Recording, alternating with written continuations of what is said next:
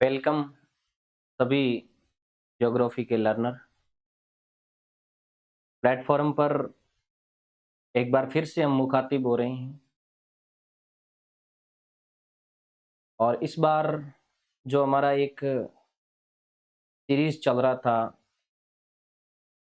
PYQs को लेकर के और कुछ एमसीक्यूज को लेकर के, विगत के वर्षों में विभिन्न परीक्षाओं में भूगोल से पूछे गए महत्वपूर्ण प्रश्न और कुछ ऐसे प्रश्न जो महत्वपूर्ण बनते हैं किसी आगामी परीक्षा का हिस्सा हो सकते हैं, उसको लेकर के हमने 2 क्लासें पूर्व में डाली थी।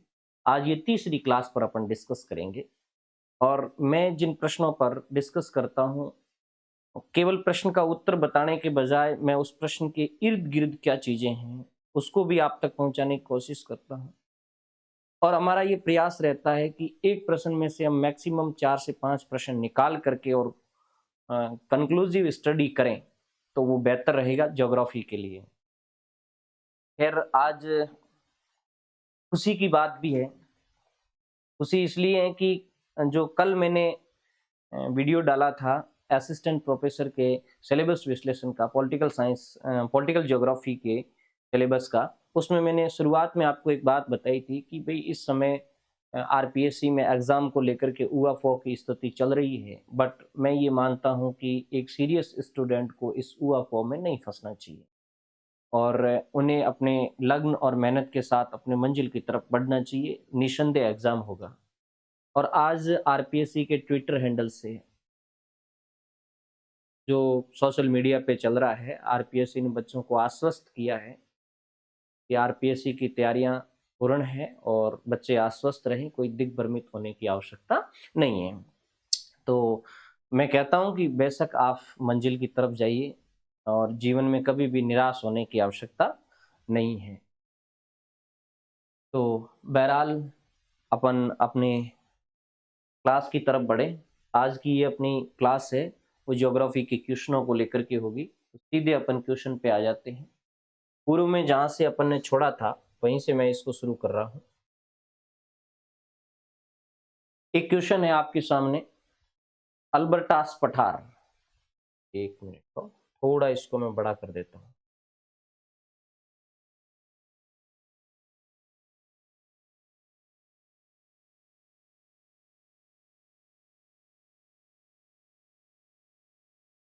अब आपको आसानी से दिख रहा होगा। अल्बर्टास पठार स्थित है हिंद महासागर में, अटलांटिक महासागर में, प्रशांत महासागर में और अंटार्कटिका में। थोड़ा बहुत आप सोच लीजिए, आप अपने प्रश्न का उत्तर दे दीजिए। मैं हमेशा आपको कहता हूं कि आप मेरे उत्तर देने से पहले अपना उत्तर है वो क्लियर कर लीजिए। तो ये अल्बर्टास पठार की बात कर रहा है। ये महासागरों में पाए जाने वाले नितलीय स्थलाकृतियों की बात कर रहा है और मध्य महासागरीय कटकों के उभरे हुए भाग जिन्हें जो काफी विस्तृत होते हैं उन्हें पठार कहते हैं। दुनिया में अटलांटिक महासागर में भी ऐसे पठार मिलेंगे, प्रशांत में भी मिलेंगे, हिंद में भी मिलेंगे। उनके पर्टिकुलर नाम है। तो अल्बर्टास पठार कहाँ स्थित है? इस प्रश्न का सही आंसर है प्रशांत महासागर। थोड़ा मैं मैप के द्वारा आपको लोकेशन भी बता दूं और कुछ ये भी बताने का कोशिश करूंगा कि कौन से और पठार या कौन से और बेसिन है वो ज्योग्राफी में इंपॉर्टेंट बनते हैं और कई बार वो एग्जामों का हिस्सा भी होते हैं। तो सीधा मैं मैप पे ले आता हूं।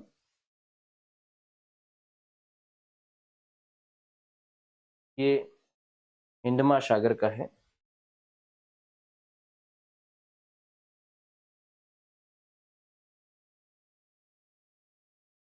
सॉरी, प्रशांत महासागर का मैप नहीं, थोड़ा मैं प्रशांत वाले मैप पर भी आपको ले जाता हूं। चलो अपन ढूंढ लेते हैं।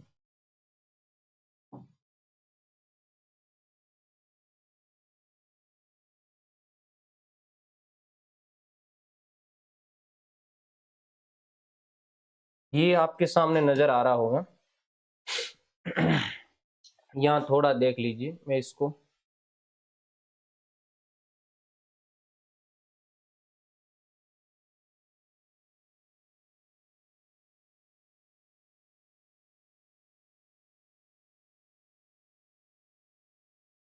हम्म ये जो भाग आपको नजर आ रहा है ये पूरा प्रशांत महासागर का भाग है। इसमें ये ऑस्ट्रेलिया वाला बेल्ट है और ये है वो एशिया वाला बेल्ट है और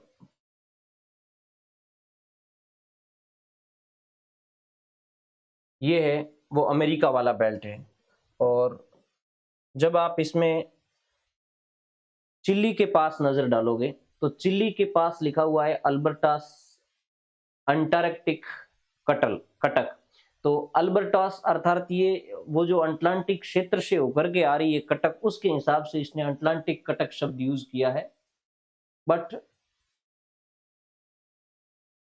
थोड़ी यहाँ कोई टेक्निकल इश्यूज है उसके चलते अपन ले नहीं पा रहे। मैं इसको थोड़ा सा एक मैप के अंदर ही दिखा देता हूँ बना करके। जैसे ये नॉर्थ अमेरिका का हिस्सा है और ये साउथ अमेरिका का हिस्सा है। ये जो प्रशांत बेल्ट है यहाँ ये प्रशांत कटक पाई जाती है और इस भाग के अंदर यानी नाजका प्लेट के पश्चिम की साइड का जो एरिया है उसको अल्बर्टास पठार के नाम से जाना जाता है। इसके अलावा और क्या चीज इंपॉर्टेंट हो सकती है?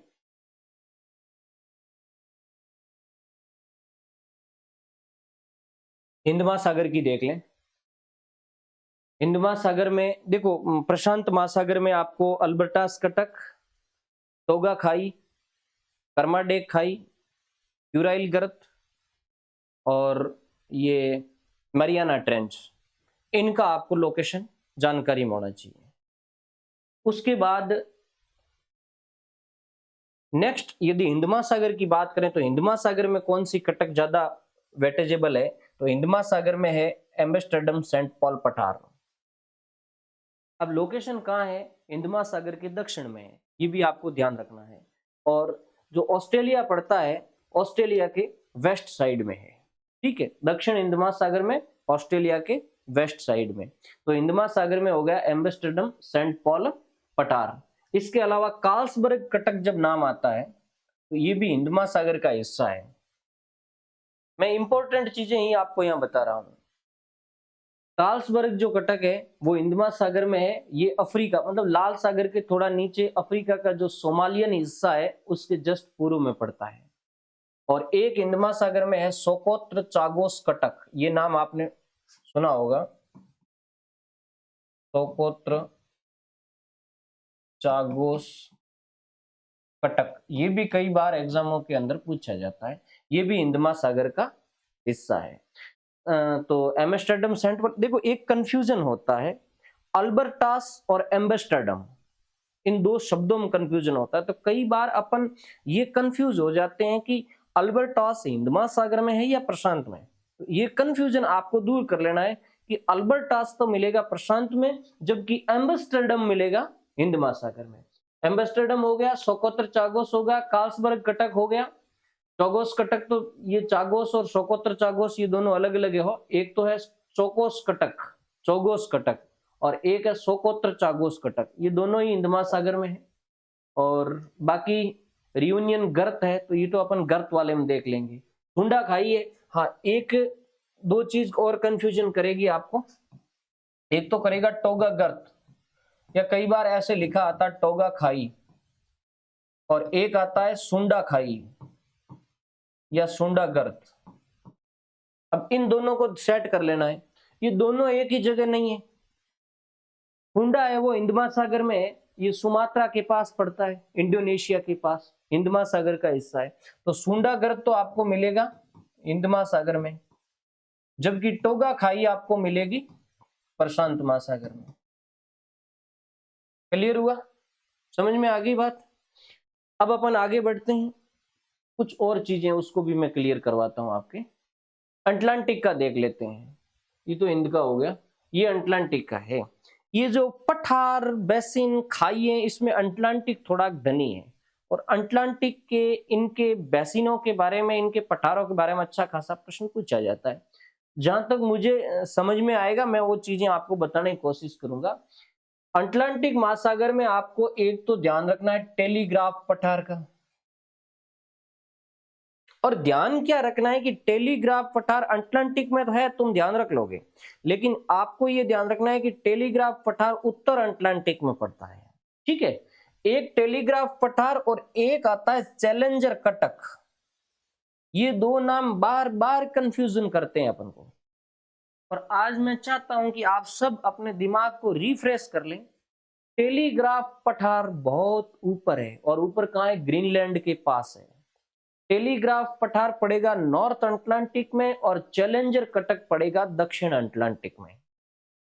या कई बार ये भी आ जाता है, चैलेंजर पठार भी आ जाता है, तो भी कोई इश्यू नहीं है। तो दोनों चीजें समझ में आ गई। उसके बाद इसमें है डॉल्फिन श्रेणी, या डॉल्फिन रेंज कहते हैं जिसको, ये आपको मिलेगी उत्तर अटलांटिक में। तो टेलीग्राफ उत्तर अटलांटिक में, डॉल्फिन उत्तर अटलांटिक में। और एक इंपॉर्टेंट है वेविल थॉम्पसन कटक, वेविल थॉम्पसन कटक, ये भी आपको उत्तर अटलांटिक में मिलेगी। अभी कटकों का मैं डिस्कस करवा रहा हूं। दक्षिण अटलांटिक में आ जाइए। दक्षिण अटलांटिक में एक तो चैलेंजर है ही है, एक आपको मिलेगी वाल्विस श्रेणी। इसने वेल्विस लिखा, वाल्विस लिखा हुआ आता है, वाल्विस श्रेणी। और एक आपको मिलेगा टिस्टन डी कुन्हारिज, और एक आपको मिलेगा दक्षिण सैंडविच खाई। ये वो चीजें हैं जो इंपॉर्टेंट है और कई एग्जामों का हिस्सा रह चुकी है।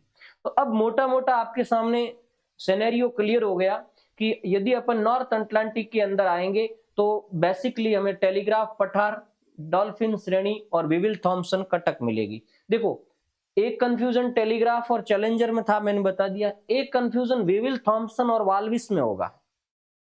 विविल का, वाल्विस का। तो विविल थॉम्पसन ये तो आपको ध्यान रखना है, उत्तर में है, जबकि वाल्विस दक्षिण में। और वाल्विस दक्षिण में भी ये अफ्रीकी साइड में है। कई बार ये पूछ लिया जाता है कि दक्षिण अटलांटिक के पूर्वी या पश्चिमी उस भाग में भी, तो ये पूर्वी साइड के अंदर है।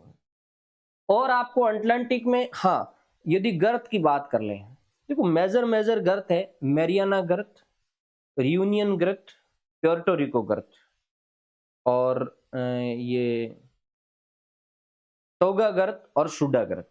टोगा, सुंडा, मैरियानो, ये तो अपन पूर्व में देखा था। यहां कुछ निकल करके आए हैं, जैसे एक प्योर्टो रिको आई है।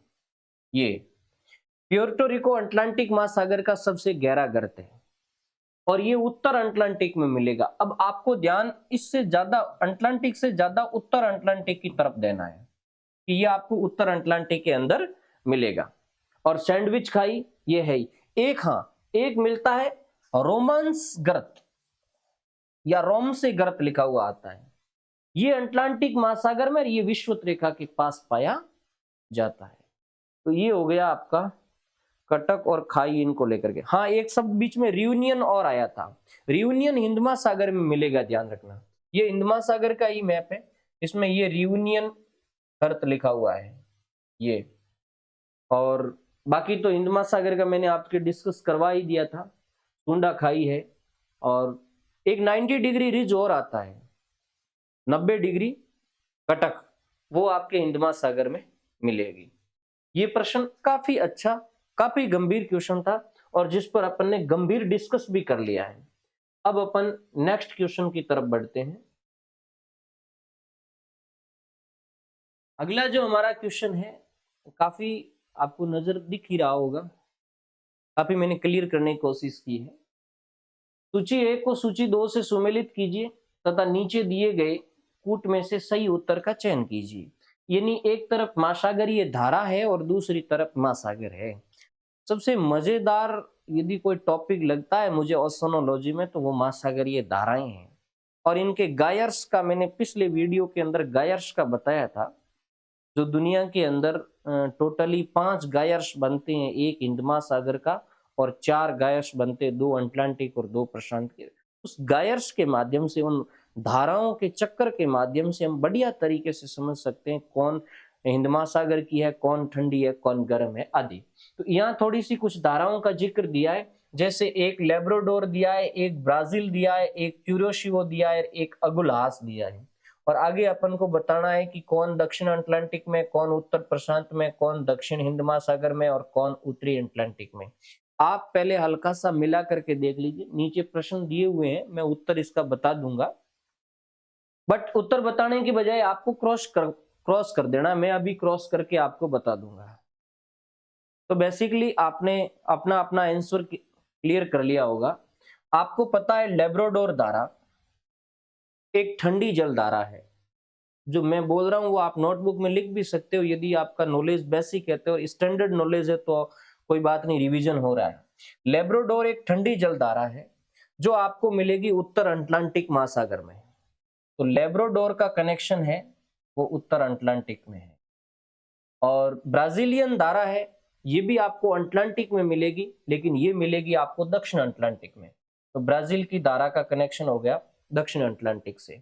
और उसके बाद क्यूरोसिवो है, तो ये प्रशांत महासागर में मिलती है। सॉरी, मैंने दक्षिण हिंद कर दिया पिछले वाले का, ब्राजील है वो दक्षिण अटलांटिक में मिलेगी। और क्यूरोसिवो है ये उत्तरी प्रशांत में मिलेगी, प्रशांत में है, प्रशांत में, उत्तरी प्रशांत में मिलेगी। और अगुलास की धारा है ये आपको हिंद महासागर में मिलेगी और दक्षिण हिंद महासागर में मिलेगी। तो पहले के अंदर 4 सही है, पहले के अंदर 4, दूसरे के अंदर 1 सही है और तीसरे के अंदर 2 सही है। इसका मतलब ये आपका आंसर है वो राइट बैठेगा। बट अब आंसर की तरफ जाने का ज्यादा कोई तुक नहीं है। मैंने पिछला जो अपना प्रश्न पत्र था हल का, उसके अंदर इन धाराओं का गायर समझाया था, सारी धाराएं भी मैंने लगभग बता दी थी। तो अब देखो, इसमें लेब्राडोर ठंडी है, ब्राजीलियन धारा गर्म है, क्यूरोसिवो धारा गर्म है और अगुलहास की धारा गर्म है। तो गर्म और ठंडी का भी आपको ध्यान रखना है। और कौन से महासागर में, हिंद में, सॉरी, कौन से महासागर में, जिसमें आपको हर धारा का उत्तरी और दक्षिणी भी ध्यान रखना है कि उत्तरी अटलांटिक में, दक्षिण अटलांटिक में। बट इसके साथ साथ एक और चीज ध्यान रखनी, कई बार क्या अपन उत्तर दक्षिण तो रट लेते हैं, लेकिन कई बार ये पूछा जाता है कि अफ्रीकी तट पे चलती है, अमेरिकी तट पे चलती है, उस समय हम कंफ्यूज हो जाते हैं यार, उत्तर है दक्षिण है। तो ये पूरा एक सिनेरियो हमारे दिमाग में बैठना चाहिए। ये प्रश्न क्लियर हो गया। उसके बाद अपन आगे चलते हैं। नेक्स्ट क्वेश्चन अपना है, निम्नलिखित में से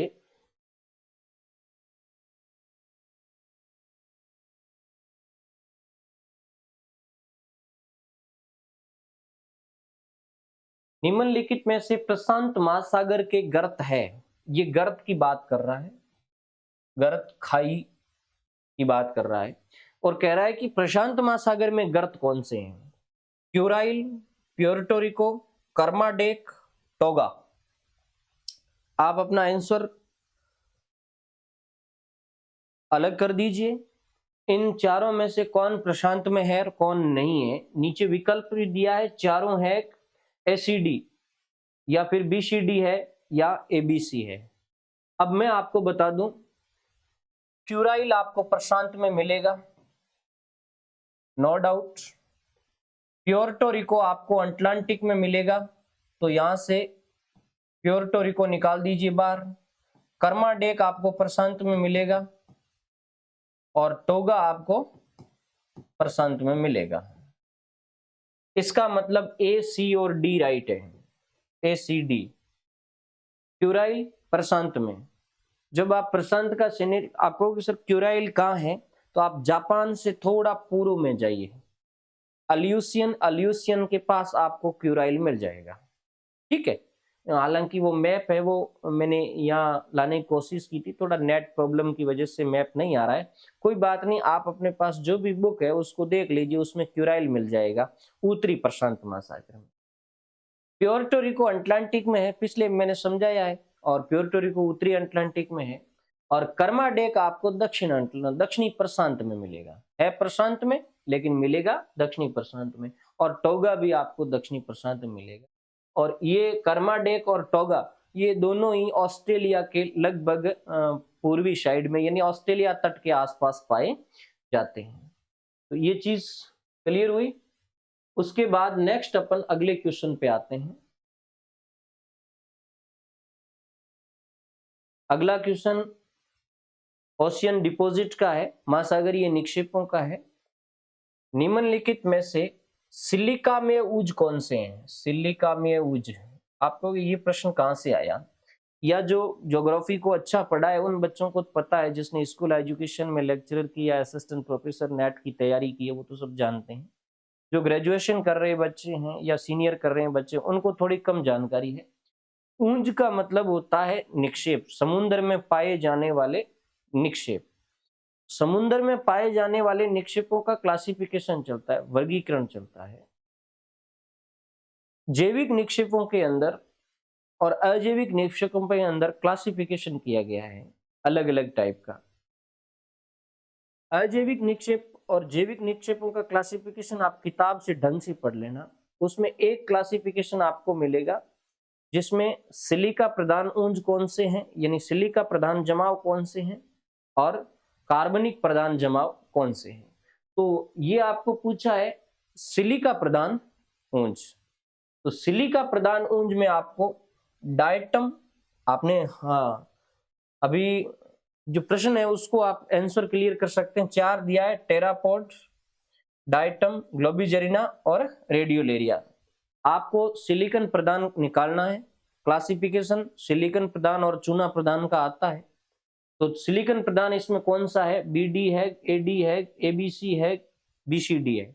आप अपना उत्तर लिख लीजिए, उसके बाद में बताता हूं। हाँ, तो जो सिलिकन प्रदान है उसके अंदर डायटम और रेडियोलेरिया ये सिलिकन है। डायटम भी सिलिकन है और रेडियोलेरिया भी सिलिकन है। जबकि टेरापोड है ये चूना प्रधान है और ग्लोबिजेरिना है ये भी चूना प्रधान है। ये आपको ध्यान रखना है। तो बी और डी आपका आंसर राइट होगा, पहला ही आंसर राइट हो जाएगा, बी डी। समझ में आ गया? अब समझ में क्या, इसको थोड़ा गहराई से याद करना है। तो ये हो गया सिलिका प्रदान और चूना प्रदान ऊंज की बात। एक मोटा मोटा यदि अपन को अभी याद नहीं रहता है तो भी कम से कम एक रिवीजन तो हो रहा है। जैसे चूना प्रदान का मैं केवल प्रश्न बताने के बजाय ये ज्यादा समझाने की कोशिश करूंगा कि भाई हमारे दिमाग में बैठे कौन रेडियोलेरिया, कौन डायटम, चूना प्रदान क्या है, सिलिका प्रदान क्या है। उसके बाद जो नेक्स्ट क्वेश्चन है अपना, ये बहुत ही इंटरेस्टिंग प्रश्न है। ये कह रहा है, एक आपने प्रवाल भित्तियों के बारे में पढ़ा होगा और प्रवाल भित्तियों के टाइप पढ़े होंगे, कोरल रीफ और कोरल रीफ के टाइप। तो उसमें से एक डेफिनेशन दे रखी है कि किसी गहरे लैंगून द्वारा, ध्यान से सुनना क्या बात कर रहा है, किसी गहरे लैंगून द्वारा मुख्य भूमि अथवा अंतर्देशीय तट से अलग थलग की गई शैल भित्ति या रिप किस नाम से जानी जाती है या क्या कहलाती है। डेफिनेशन को एक आप पारिभाषिक रूप से न लेकर के एक अर्थ में ले ले। वो ये कह रहा है कि एक लैंगून के द्वारा तट से अलग हो गई भित्ति क्या कहलाएगी। मतलब जैसे ये समुद्री तट है, ये कोई स्थल भाग है, ठीक है, इधर का ये स्थल भाग है और ये जलीय भाग है, और इसमें एक लैंगून बनी हुई है। थोड़ा मैं इसको इस रूप में ले लूं, ये कोई लैंगून बन गई और यहां एक भित्ति का जमाव हो गया।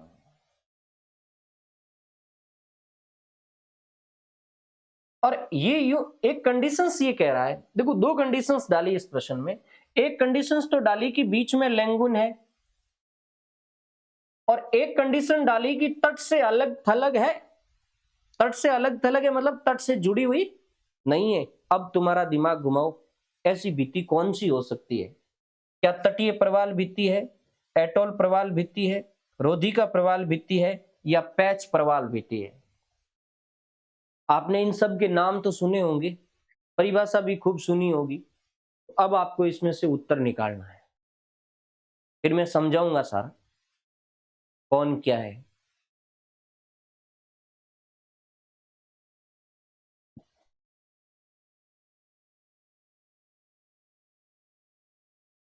लिख दिया? अब इसका जो आंसर है वो है रोधिका प्रवाल भित्ति, जिसको हम कहते हैं इंग्लिश में बैरियर रिप। बैरियर रीफ कह दें, या कभी कभार आपने ये शब्द भी सुना होगा, अवरोधक प्रवाल भित्ति। देखो आप क्या, मैं भी कंफ्यूजन होता था इसमें कि तटीय प्रवाल और रोधिका प्रवाल में अंतर क्या है, और अमूमन क्या है, किताबें इस अंतर को क्लियर लिखती नहीं है, और क्लियर लिखती नहीं है तब तक हमारे दिमाग में डाउट रहता है कौन क्या है। मैं दो चीजें तुम्हें ध्यान से, मैंने दो चीज पर आपको गौर करवाया था बार बार, ये प्रश्न जब पूछा कि ये दो चीजों पर फोकस कर रहा है। एक तो कह रहा है कि रिप और तट के बीच में लेंगुन है, एक तो वो कंडीशन ये कह रहा है कि रिप और तट के बीच में लेंगुन है, और दूसरी वो कंडीशन ये कह रहा है कि तट से अलग थलग है, मतलब तट से जुड़ी हुई नहीं है। ऐसी प्रवाल भित्ति जो तट से दूर, तट के समानांतर पाई जाती है, और तट और उसके मध्य लेंगुन अनिवार्यतः होता है, उसे कहते हैं अवरोधक प्रवाल भित्ति। अब आप कहोगे चलो ठीक समझ गए, रोधिका प्रवाल भित्ति या अवरोधक प्रवाल भित्ति, इसको थोड़ा ये क्या करते हैं, कभी कभार नाम अलग अलग टाइप यूज कर लेते हैं। आप बैरियर रिप ध्यान रखना, बैरियर रिप। तो फिर तुम कहोगे कि तटीय प्रवाल भित्ति क्या है, जिसको हम कहते हैं फ्रिंजिंग कह सकते, फ्रिंजिंग रिप क्या है। इसमें उन दोनों कंडीशंस को हटाओ और कुछ थोड़ा घालमेल करो। तटीय प्रवाल भित्ति तट के निकट, तट से सटी हुई, तट के निकट, तट से सटी हुई होती है, यदा कदा उसके बीच में लेंगुन विकसित होते हैं। इसका मतलब हमेशा नहीं, कभी कभार लेंगुन विकसित हो सकते हैं, लेकिन कभी भी वो तट से अलग थलग नहीं होगी। तो इसका तट से जुड़ाव होता है, तट के निकट समानांतर होती है, लेंगुन कभी कभार बनती है, जबकि इसमें लेंगुन अनिवार्यता है। और ये जो बैरियर रिप बनेगी, ये बैरियर रिप तट की तरफ खड़े ढाल वाली होगी और समंदर की तरफ मंद ढाल वाली होगी। ये इसकी एक विशेषता है। एटोल को सब जानते हैं। एटोल वो वृत्ताकार प्रवाल भित्ति है जो महासागरों के अंदर पाए जाने वाले द्वीप के चारों ओर विकसित होती है, या सिसले द्वीप के ऊपर वृत्ताकार रूप में विकसित होती है, वो एटोल प्रवाल भित्ति है। और पैच प्रवाल भित्ति कोई स्पष्ट भित्ति नहीं है, इसको रिप कहा है तो कोई रिप नहीं है। ये मूंगा या चूना निर्मित चट्टानें हैं जो सिसले समुद्रों में पाई जाती है, यानी छोटी छोटी परतें हैं, चट्टान की परतें हैं, एक प्रकार का अवरोधक नहीं है। और ये पैच प्रवाल जो लेयर होती है वो कभी भी समुद्र से बाहर निकली हुई नहीं होती है। ये प्रश्न हो गया, बहुत ही अच्छा प्रश्न था और मुझे आशा है कि आपको समझ में आ गया होगा। अब अपन नेक्स्ट क्वेश्चन पे चलते हैं। अच्छी तरीके से दिख रहा होगा आपको। अगला क्वेश्चन है, सौर विकिरण का निम्नलिखित में से कितना प्रतिशत वापस परावर्तित होता है और अंतरिक्ष में बिखर जाता है। बहुत ही अच्छा प्रश्न है। हाँ, थोड़ी लैंग्वेज आपको अटपटी लग रही होगी। आपने एल्बिडो पढ़ा होगा, और मैं ये कहता हूं कि जब एल्बिडो आप पढ़ते हैं तो उसमें आपने रिफ्लेक्शन पढ़ा होगा कि कितनी सौर विकिरणें वायुमंडल में प्रवेश करती है या वायुमंडल की सतह पर आती है। 100% आती है। उसके बाद उन 100% में से कितना रिफ्लेक्शन होकर के और पुनः अंतरिक्ष में चला जाता है, ये बात इस प्रश्न के अंदर पूछी गई है। इस बात को अपन को क्लियर करना है। तो रिफ्लेक्शन कितना होगा, 58%, 12%, 30%, 20%। आप कहोगे सर इसमें से तो एक ही नहीं पढ़ा हमने, ये डिजिट एक ही हमें नहीं मिलती है। 35% मिल सकता है, 29% मिल सकता है। जिसने पढ़ा है, उसने एल्बिडो ऑफ अर्थ पढ़ी है, उसको ये दो डिजिट मिलेगी, 35% और 29%। मैं अभी सारा क्लियर कर दूंगा, बट इसका मतलब ये तो नहीं कि तुम इस प्रश्न को गलत मान लो। तो ये अप्रोक्सीमेटली पूछ रहा है। आप 29% आपके पास एक डिजिट है, मैं अभी आगे पूरा इसका समझाऊंगा 29% कहां से है। आपके पास 29% एक डिजिट है जो 30% के करीब है, तो ये उत्तर आपका सही बैठेगा। That is right, 30% is right इसका आंसर। अब एक्चुअल में होता क्या है, आपने जो सौर्यातप का जो पूरा स्ट्रक्चर पढ़ा होगा, जिसको हम पृथ्वी का उष्मा बजट कहते हैं, तो सौर्यातप और अर्थ रेडिएशन से पूरा सिस्टम तैयार होता है। यानी आगामी सौर्य विकिरणें और पृथ्वी द्वारा छोड़ी गई सौर्य विकिरणें और अन्य वायुमंडलीय क्रियाओं के द्वारा रिफ्लेक्ट हुई या डिफ्यूज हुई जो विकिरणें हैं, उनको लेकर के और एक इंडेक्स बनाई गई है। बेसिक चीज ये है कि वायुमंडल की ऊपरी सतह पर 100% जो आगामी सौर्य विकिरण है, यानी वायुमंडल के ऊपरी हिस्से में जो 100% सौर्य विकिरणें आती है, माना कि 100 इकाइयां आती है, तो हमारे पास एक कैलकुलेशन रहता है कि कितनी इकाइयां पृथ्वी के धरातल तक आ पाती है और कितनी इकाइयां धरातल से पहले ही वायुमंडल में बाह्य अंतरिक्ष के अंदर चली जाती है, कितनी इकाइयां हमारा वायुमंडल सोख लेता है। 3 चीजें हमारे पास मेजर रहती है आगामी सौर्य विकिरणों के लिए। हो किसके लिए? सूर्य से आ रही है विकिरणें, उसके लिए हमारे पास 3 विकल्प रहते हैं। एक तो कितनी पृथ्वी तक पहुंची, एक कितनी वापस अंतरिक्ष में चली गई जिसका यूज न पृथ्वी कर पाई न एटमॉस्फेयर वायुमंडल कर पाया, और कितनी वायुमंडल के पास रही। ये 3 चीजें हमारे पास होती है। तो आपने कभी कभार किताबों के अंदर पढ़ा होगा कि जैसे ही सौर्य विकिरणें वायुमंडल में आती है तो उसका 35% हिस्सा न तो पृथ्वी को गर्म करता है न वायुमंडल को गर्म करता है। कितना हिस्सा? 35%, मतलब 35 इकाइयां हैं वो पुनः अंतरिक्ष में लौटा दी जाती है। और आपने उस 35 की 35 इकाइयों का अलग अलग क्लासिफिकेशन पढ़ा होगा कि 6 इकाइयां प्रकीर्णन के द्वारा जाती है, डिफ्यूजन के द्वारा जाती है। डिफ्यूजन क्या है, अब यहाँ तो काफी लंबा हो जाएगा, मैं कभी इस पर क्लास लाऊंगा आपके लिए। 6 इकाइयां डिफ्यूजन के द्वारा चली जाएगी। पीछे कितनी रही? 29 इकाइयां। 29 इकाइयों में से 27 इकाइयां बादलों के द्वारा रिफ्लेक्ट कर दी जाएगी, वो अंतरिक्ष में चली जाएगी, कोई यूज नहीं। पीछे कितनी रही? 2 इकाइयां। 2 इकाइयां पृथ्वी पर पाई जाने वाली बर्फ के द्वारा रिफ्लेक्ट कर दी जाएगी। तो ये 35 इकाइयां पुनः अंतरिक्ष के अंदर चली जाएगी, जिसका न वायुमंडल को गर्म करने में योगदान है और न पृथ्वी को गर्म करने में योगदान। सेंस कितनी बची? 65 इकाइयां, अर्थात 65% रेडिएशन बचा। 65 इकाइयों में से 14 इकाइयां तुम्हारा वायुमंडल खा जाएगा। वायुमंडल खा जाएगा मतलब वायुमंडल अवशोषित कर लेगा, एब्जॉर्प्शन कर लेगा। अब पीछे बची 51 इकाइयां, वो 51 इकाइयां तुम्हारी पृथ्वी के पास आती है और उन 51 इकाइयों को पृथ्वी एब्जॉर्व करती है और उनसे गर्म होकर के पुनः विभिन्न रूपों में ये 51 इकाइयां वापस छोड़ती है पृथ्वी,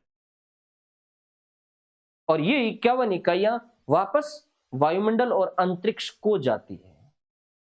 इन 51 में से आपको पता है 34 इकाइयां तो वायुमंडल एब्जॉर्ब करता है।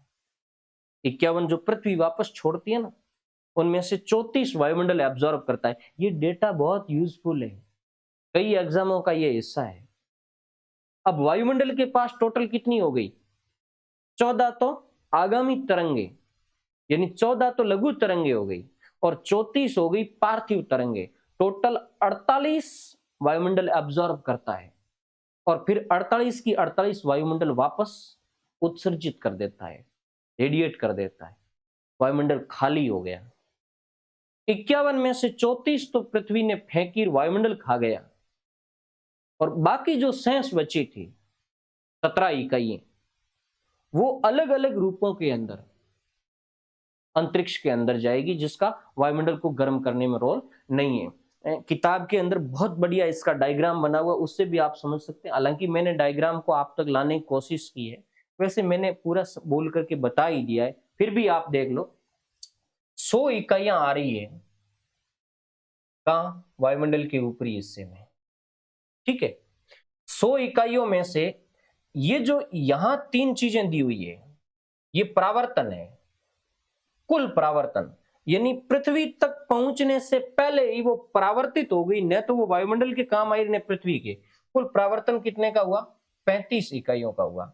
6 तो गई प्रकीर्णन के द्वारा, 27 गई बादलों के द्वारा और 2 इकाइयां गई है हिम क्षेत्रों के द्वारा। 35 चली गई, 51 इकाइयां हैं वो पृथ्वी तल पर अवशोषित हुई है, ये बात मैंने बताई। 51 और 35, पीछे कितनी रही? 14। तो 14 को वायुमंडल ने अवशोषित कर लिया। ये लो 14 इकाइयां यहां अवशोषित होगी, मतलब ये वायुमंडल का एरिया है। 100 की 100 का हमने काम ले लिया। 100 में से काम हमारी कितनी आई? 51 पृथ्वी ने ऑब्जर्व की और 14 वायुमंडल ने। 65 काम आई, 35 कोई काम नहीं आएगी, वापस चली जाएगी। तब मैंने कहा था कि 2 डिजिट आपको मिलेगी, या तो 35 का मिलेगा परावर्तन का, या 29 का। 35 में क्या है कि 6 है वो प्रकीर्णन द्वारा इकाइयां है, वो भी तो एक प्रकार का रिफ्लेक्शन है। अब जो 51 इकाइयां पृथ्वी के पास आई है उसका क्या होगा आपको पता है? इसमें से 34 इकाइयां वायुमंडल अवशोषित कर लेगा। 51 में से 34 इकाइयां है वो वायुमंडल अब्सॉर्ब कर लेगा। बाकी की 17 इकाइयां है वो विभिन्न क्रिया के द्वारा, जैसे संचलन के द्वारा हो गई या वाष्पीकरण के द्वारा हो गई, इस वायुमंडल से बाहर चले जाएगी। और वायुमंडल में क्या घटित होगा? जैसे पृथ्वी की जो 51 इकाइयां, उनको 3 भागों में डिवाइड किया है।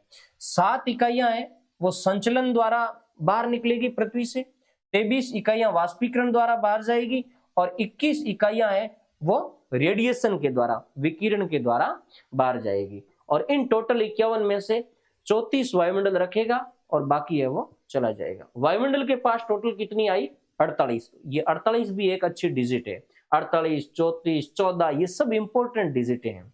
ये प्रश्न वहां से आया है, ठीक है। क्लियर हो गया? बहुत बढ़िया प्रश्न था, अपन ने टाइम दिया तो हो सकता है कि इसके इर्द गिर्द कई प्रश्न बने, तो आप है वो इस प्रश्न को सही कर सकते हैं। एक प्रश्न है, जैसे ये सारा पृथ्वी का एल्बिडो है। एल्बिडो के कई नाम होते हैं जो कई बार अपन कंफ्यूजन हो जाते हैं।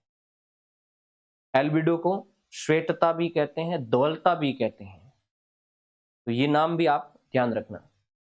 उसके बाद अगला प्रश्न है, यदि किसी वायु द्रव्यमान का 25 डिग्री सेंटीग्रेड टेम्परेचर पर सांद्रण मिश्र अनुपात, यानी सांद्रण मिश्र अनुपात का मतलब होता है उसमें पाया जाने वाला कुल भार 20 ग्राम है, और H2O वाष्प, H2O वाष्प का मतलब जल वाष्प की बात कर रहा है, ये जल वाष्प है वो 5 ग्राम है, तो सापेक्षिक आर्द्रता कितने % होगी? रिलेटिव ह्यूमिडिटी कितनी होगी? अब प्रश्न इतना गंभीर नहीं है जितना इसकी लैंग्वेज से लगता है। यदि आप ज्योग्राफी के स्टूडेंट है और आपने ह्यूमिडिटी का कंसेप्ट पढ़ा है, आर्द्रता का कंसेप्ट पढ़ा है, और आर्द्रता के टाइप आपने पढ़े हैं, आर्द्रता के प्रकार, मैं याद दिला देता हूं, यदि आपको याद है तो बेटर है, याद दिला देता हूं। आपने निरपेक्ष आर्द्रता पढ़ी होगी, आपने सापेक्ष आर्द्रता पढ़ी होगी, और आपने विशिष्ट आर्द्रता पढ़ी होगी। ये 3 आर्द्रता जिस स्टूडेंट ने ढंग से पढ़ी है वो स्टूडेंट इस प्रश्न को कर सकता है, ठीक है। और उसमें क्या करना है? 2 चीजें हमेशा देखने को होती है। एक तो आर्द्रता की डेफिनेशन, यानी निरपेक्ष आर्द्रता है तो डेफिनेशन क्या है, और एक निकालने का फॉर्मूला। कुछ में तो फॉर्मूला लगेगा, किसी में नहीं लगेगा। और हाँ, एक चीज इसकी और होती है, उसकी मापक इकाइयां क्या है। मापक इकाइयां कई बार, यदि बड़े स्टूडेंट जो पीजी किए हुए उन्होंने कोई कंपटीशन एग्जाम दिया है तो उनको पता होगा। जैसे पूछ लिया जाता है कि ग्राम प्रति किलोग्राम इंगित करता है विशिष्ट आर्द्रता को, सापेक्ष आर्द्रता को, या निरपेक्ष आर्द्रता को, तो वहां अपन को इन तीनों की इकाइयां भी ध्यान होनी चाहिए। तो काफी अच्छा चैप्टर है आर्द्रता का, पढ़ें। अब मैं इसमें आपको बताऊंगा, ये रिलेटिव ह्यूमिडिटी की बात कर रहा है, सापेक्ष आर्द्रता की बात कर रहा है, जो तीनों आर्द्रताओं में सबसे टफ है। सापेक्ष आर्द्रता एक अनुपात है। आप कहोगे सर क्या अनुपात है? अनुपात का मतलब 2 राशियों के बीच में एक रेशियो है। रेशियो मतलब अनुपात है। 2 राशियां कौन सी है? सापेक्ष आर्द्रता 2 राशि का मतलब किसी टेम्परेचर पर, टेम्परेचर तो आप हटाई दो, टेम्परेचर का कोई इश्यू नहीं है, किसी समय किसी तापमान पर किसी वायु के कुल भार, किसी वायु के कुल भार, कुल भार का मतलब उस वायु का टोटल भार, जिसमें चाहे कण वगैरह है, यानी गैस के कण और जलवाष्प के कण सारे हैं, उसका कुल भार और उसी के अंदर पाया जाने वाला जल का भार, जल मतलब जिसको अपन वाष्प कह सकते हैं, H2O, H2O का भार और हवा के कुल भार का जो अनुपात है वो अनुपात कहलाता है सापेक्ष आर्द्रता। और इसको निकाला जाता है परसेंटेज में। तीन चीजें यदि आपको पता होगी, दो चीजें आपको पता होगी, तो ही आप सापेक्ष आर्द्रता निकाल सकते हैं। मैं इसको एक बहुत ही सिंपल तरीके से बताऊं तो एक घन मीटर का आपके पास डब्बा है, एक घन मीटर का डब्बा है, उस डिब्बे में आपने हवा भरी और उस हवा का आपने भार मापा और उसका भार आया 20 ग्राम। समझ गए बात? आपको सर आपने घन मीटर क्यों लिया? भाई जब हवा का माप करना है तो आपको डिब्बा चाहिएगा जो लंबा चौड़ा और ऊंचा हो, और लंबाई चौड़ाई और ऊंचाई तीनों माप आ गए तो आपको घन में बदलना पड़ेगा। अब आप घन सेंटीमीटर का लो और घन मीटर का लो, उससे कोई फर्क पड़ता नहीं है। एक घन मीटर का डिब्बा है, उसके अंदर आपने हवा भरी और आपने मापा, उस हवा का भार आया 20 ग्राम जो इस प्रश्न के अंदर बताया हुआ है। और इस हवा का टेम्परेचर, जिसका इस प्रश्न से ज्यादा कोई वैल्यू नहीं है, उस टेम्परेचर का कोई रोल नहीं है, उसने कितना बताया था टेम्परेचर? 25 degree centigrade. इस हवा का जो टेम्परेचर है वो 25 डिग्री सेंटीग्रेड है। 20 ग्राम टोटल हवा का वजन है। इसमें गैस भी है और जल वाष्प भी है। इस जो 20 ग्राम हवा है ना, इसमें आपको दोनों अलग करने हैं। आप कहोगे इसको कैसे करेंगे? पानी निकालना है इसमें से। अब पानी तो वाष्प के रूप में निकालो कैसे? या आपके पास कोई आइडिया है क्या निकालने का? बट मैं आइडिया देता हूं कि उस डब्बे को इतना ठंडा करो, इतना ठंडा करो, इतना ठंडा करो कि उसमें पाया जाने वाला वाष्प द्रव में बदल जाए। और आपने ऐसा ही किया, उसको ठंडा किया, जिसकी वजह से जो जल था वो द्रव में बदल गया और आपने डिबिया भर ली और उस डिबिया का वजन किया।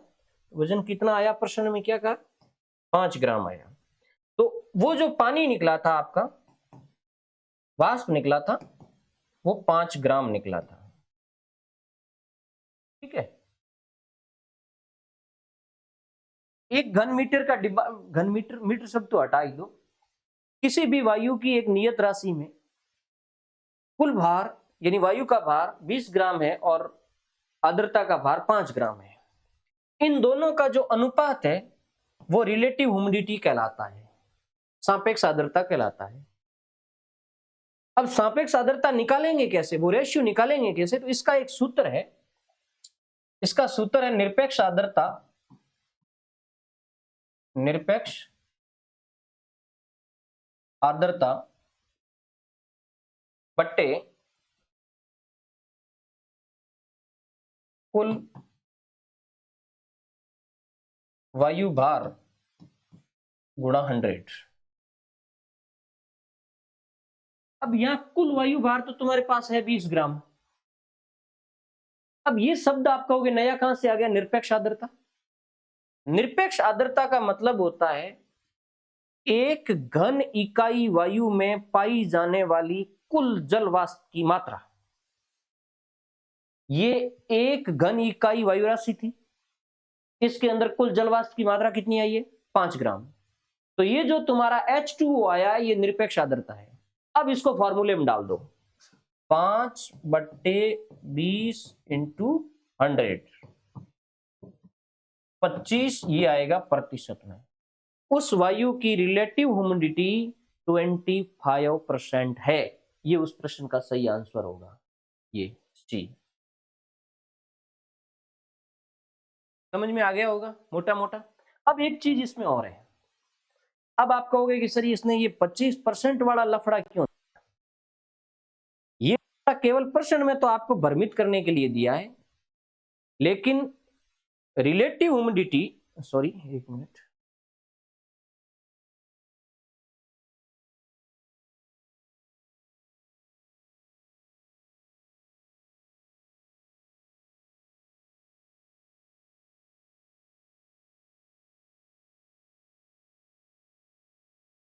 हाँ, लेकिन रिलेटिव ह्यूमिडिटी यानी सापेक्ष आर्द्रता तापमान डिपेंडेड है, वो तापमान से प्रभावित होती है। मतलब उसी वायु राशि का यदि टेम्परेचर बढ़ गया तो रिलेटिव ह्यूमिडिटी चेंज हो जाएगी, और यदि टेम्परेचर घट गया तो रिलेटिव ह्यूमिडिटी चेंज हो जाएगी। और इसका बड़ा थ्योरी है, आप समझ लेना।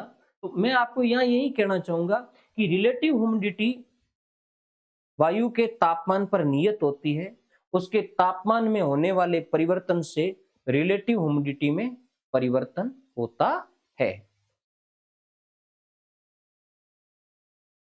उसके बाद नेक्स्ट क्वेश्चन है, निम्नलिखित अक्षांशों में कौन से एक पर उत्तरी गोलार्ध में ऊष्मा बजट न अधिकता होता है और न कमी की ओर होता है।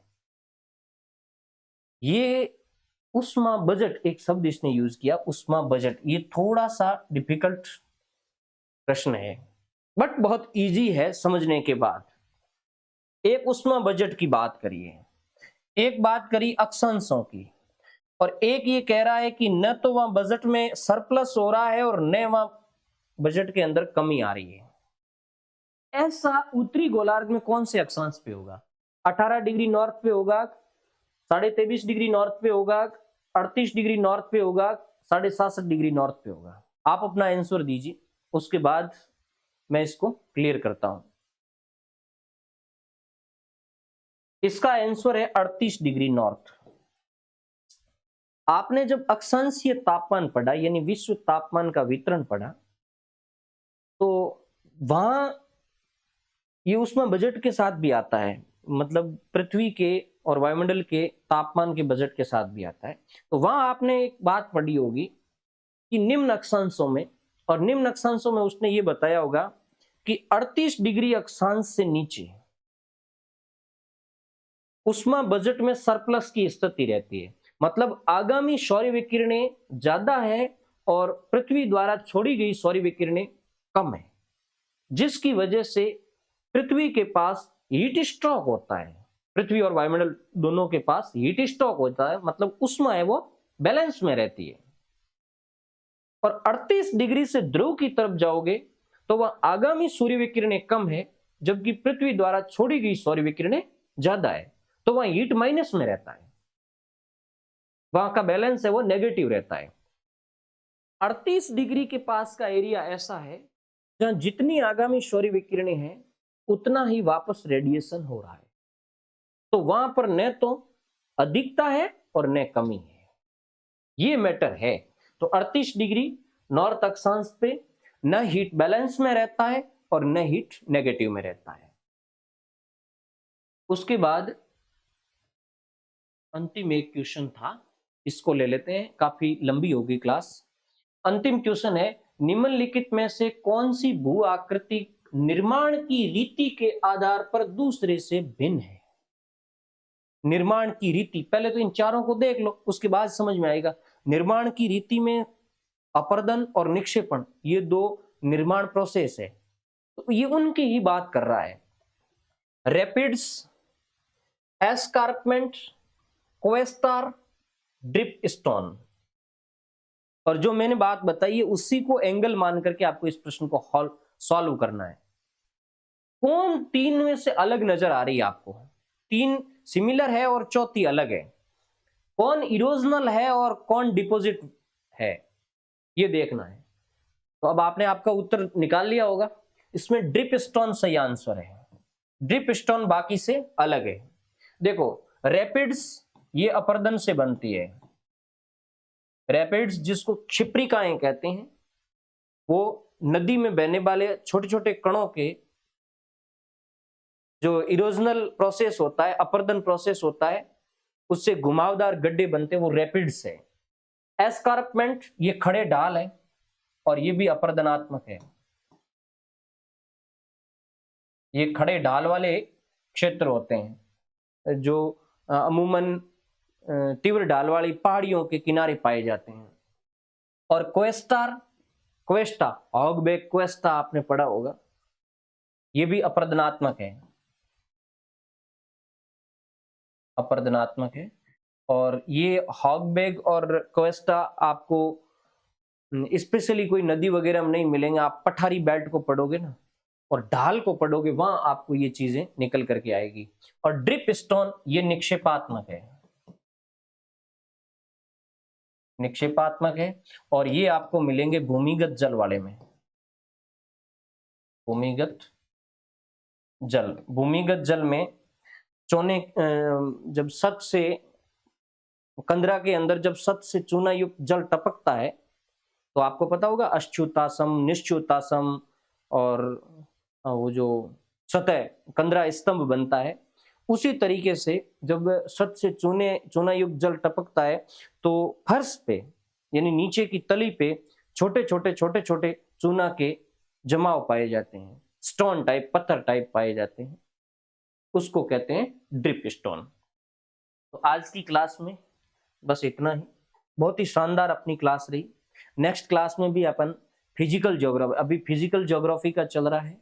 और इसके अलावा मेरा एक प्लान ये भी है कि असिस्टेंट प्रोफेसर के जो part wise, topic wise, specially second paper के, जिसमें पॉलिटिकल ज्योग्राफी, पॉपुलेशन, इन सब के जो प्रीवियस ईयर के क्वेश्चन आए हुए हैं, जो दोनों ही पेपरों के अंदर, जो 2018 वाली में और 2020 वाली में, उन दोनों को मिला करके मैं एक एक क्लास लेकर के आऊँगा। धन्यवाद।